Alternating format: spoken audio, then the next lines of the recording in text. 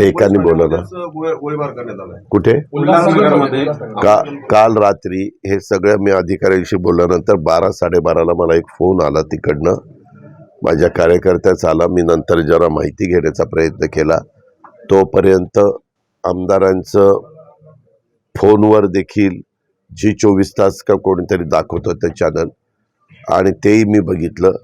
वास्तविक काय नक्की तिथं घडलंय आणि तो अतिशय म्हणजे वैतागलेला माणूस कसा बोलतो तशा पद्धतीनं काही त्याचं वक्तव्य चाललेलं होतं.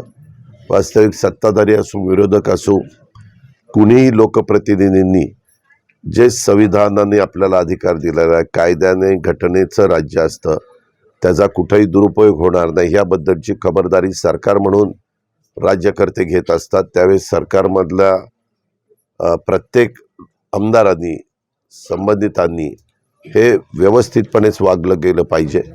परंतु त्याच्या बोलण्यात फार वेगवेगळ्या गोष्टी आल्यात.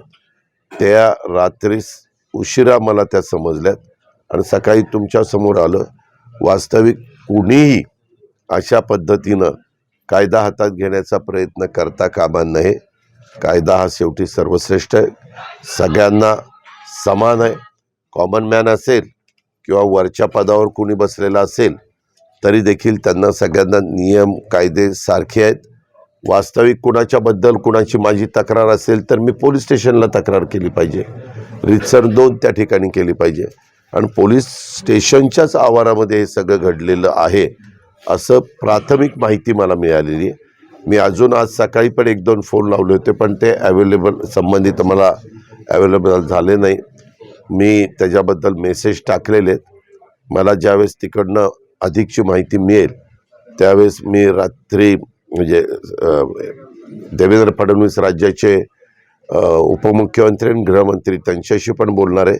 मुख्यमंत्र्यांशी संपर्क साधण्याचा प्रयत्न केला परंतु त्यांचं काल एक छोटं ऑपरेशन डोळ्याचं झालेलं आहे. त्याच्यावर ते काल कुणाला अवेलेबल नव्हते, म्हणजे विश्रांती घ्यायला डॉक्टरांनी त्यांना सांगितलेली होती.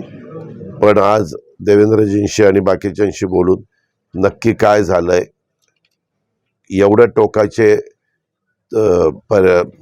मजल का त्यांनी मारली, इतका TV चॅनलला पण त्यांनी फोनवर काही संभाषण जे केलं ते पण कायद्याला धरून अजिबात नव्हतं, हे माझं स्पष्ट मत आहे.